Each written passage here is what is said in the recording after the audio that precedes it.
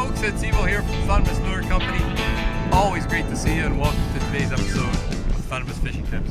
What a beautiful, beautiful day we've got upon us, and when you have those kind of days, folks, you absolutely have to get out on the water. That's what I'm doing today. And as you can see, I'm running the Stingnose jigging spoon and it's already caught something. Caught my line, all right.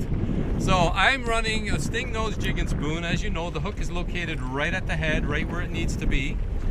And I'm gonna run my bait caster today.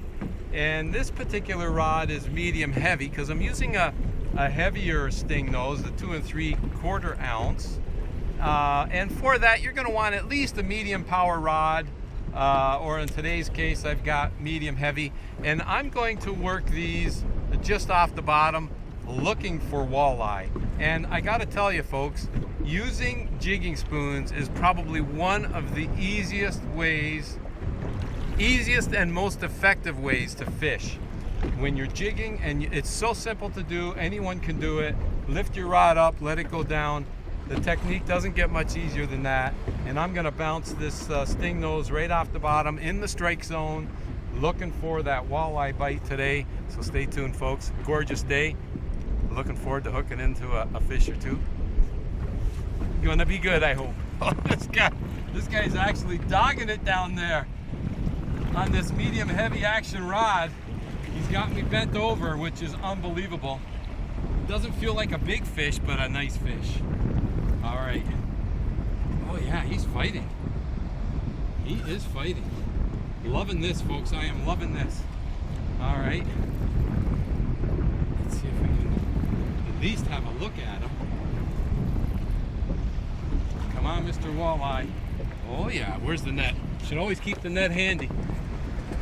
The net was not handy, but it is now. Oh, how's that for a catch and release right into the net? That's a good catch and release right into the net, and that is a nice eating size walleye right there. Beautiful, beautiful walleye. Okay.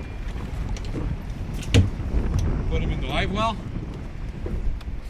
We'll put some water in there and get our jigging spoon right back down again. But now, as I mentioned, it's a very, very easy technique to use. And as I mentioned, I'm bouncing these off the bottom. However, what I really like about using jigging spoons is that you could also fish them suspended. If the fish are suspended, then you work them suspended. So you've got a lot of flexibility. But for today, it's going to be working them right off the bottom. I know you don't normally see me using a bait caster while I'm jigging, and that's because I prefer to use braided line and get that extra sensitivity. And what I found is braided line on these bait casting reels, they tend to jam up when you're jigging. So that's why you normally see me. Oh, that's a nice walleye right there. Oh yeah. Oh, and he took it. He just, look at, where's my spoon? Where's my, he literally inhaled that jigging spoon. Okay, I'm gonna need the needle nose to get him out. But wow, did he ever hammer it. He wanted that bait badly, really bad. Okay, he's gonna have to keep. Okay, he's gonna get kept, and back in I go. And the only other thing that I probably don't talk a lot about, and I should mention more often, is your jigging technique. So you could either take a little more aggressive technique or a more subtle technique. So what I mean by that is, once your jig gets down to the bottom, or wherever the strike zone is, you could rip it and let it fall back, rip it, let it fall back and pause, or you could use a little more subtle approach, just kind of lift it up. And what I recommend is, the subtle approach will always work. The more aggressive approach sometimes triggers bites that you wouldn't get otherwise. So try both, see what's working, and let's see if I can entice another bite right now. That's a nice bite. And when the fish hit, when you're using jigging spoons, folks, they hit it on the fall, and you'll feel a thunk, or you'll see your line suddenly stop. And when you do, you just gotta set the hook. You do not hesitate, set the hook right away. Anytime you feel anything different, you always set the hook. Okay, that's what I did today. I'm running 15-pound fluorocarbon line on this medium heavy action rod. You don't need 15 pound, but the heavier line is easier to work. The thicker line is easier on a reel like this. And you know what? I'm gonna lift him right in. Look at that. Beautiful. That is a beautiful, beautiful walleye right there, folks. You gotta love that. A nice hook set right there. Now I want to show you something. You see where the hook is in the walleye, and you see that gap there?